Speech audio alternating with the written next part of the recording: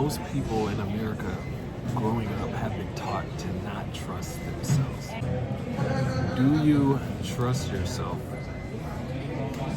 That is a question that I actually asked recently on Instagram, and the answers were interesting.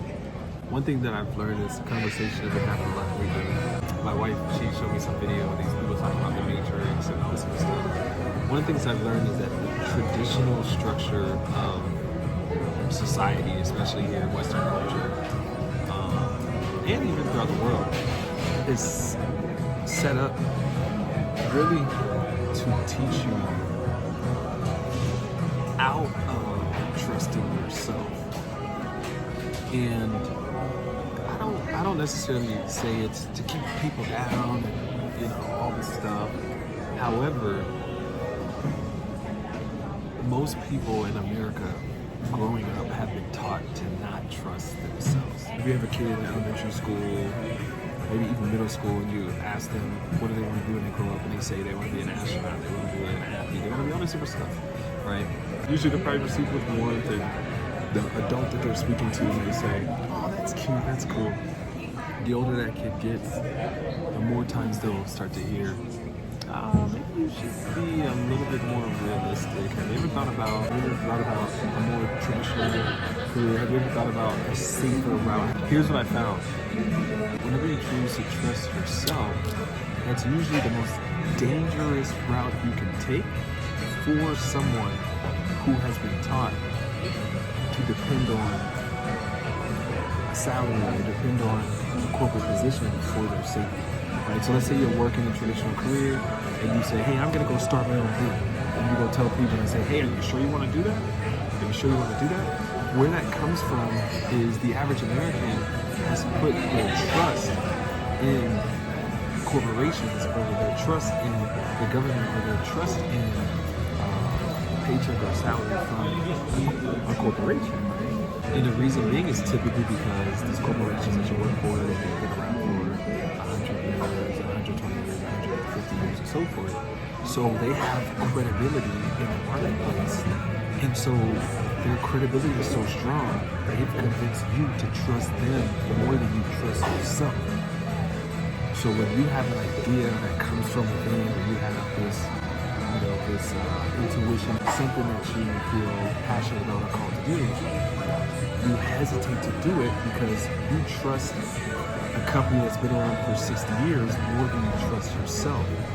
So here's the thing, the fact that you do it isn't like abnormal, okay? Because many of us have been raised in systems and environments that teach us a lack of trust in self, okay?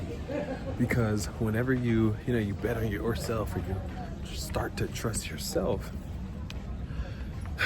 you start to scare people around you. And it's not that they don't want you to do well, they just have never been taught how to trust themselves.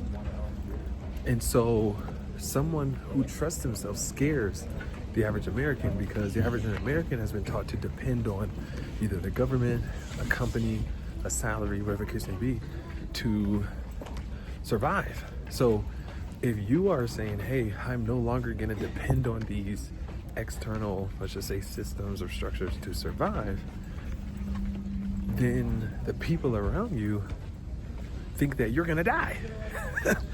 For real. And so this either comes from somebody who's never even thought of the idea of trusting themselves more than, corporations, or it would come from somebody who decided to take a leap of faith and trust themselves, but they may not have understood what that trust really looks like. There was a time where I thought I was trusting myself, but I was actually trusting my ego, right?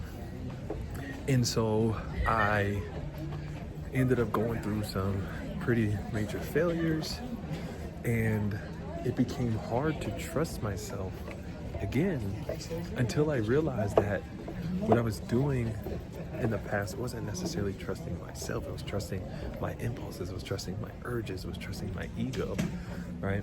So here's where trusting yourself goes wrong, here's where trusting yourself goes right. If you're just trusting your impulses, your ego, your urges, then that is typically when you fall apart, because you're not necessarily trusting your identity, you're trusting your ego. And when you trust your ego, it turns to arrogance and pride. And what do they say? Pride comes before the fall, okay? But when you start to trust who you really are, when you start to trust your identity, that's when things start to work out.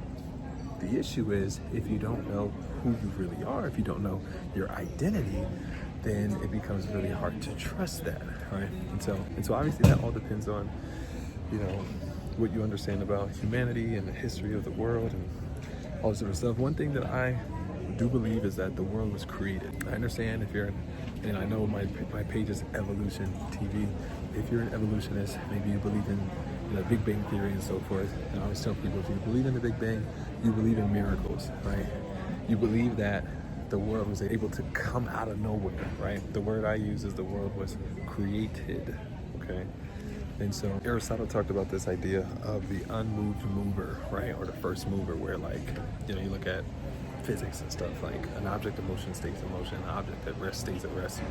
So for the Big Bang to have happened, something had to have moved in order for that, that force and all that stuff to take place.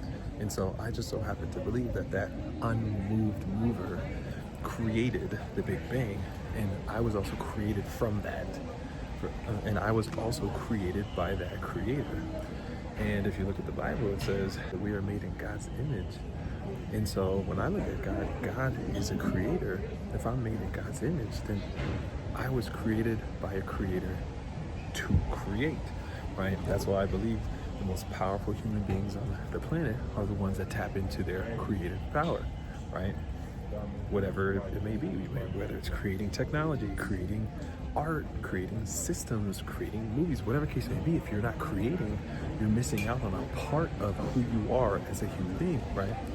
And so if you look at Luke 17:21, it says the kingdom of God is within you, right? That our true power is from within.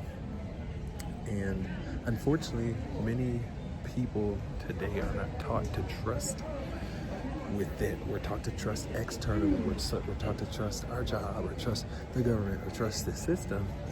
And so the moment you start to trust within, the moment you start to trust yourself, everyone starts to become afraid. Everyone starts to,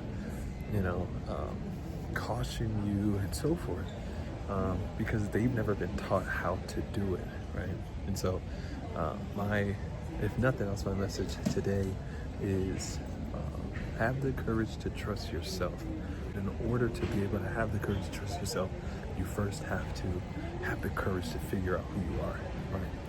I had somebody tell me recently for my birthday, they said, hey, keep on moving upward, man. Keep doing your thing.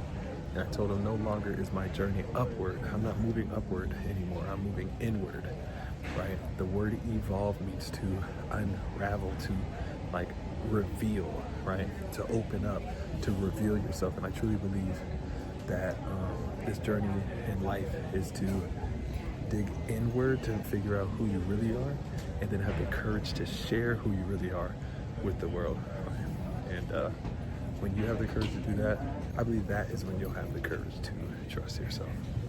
So yeah, that's all I got. Take care. Peace.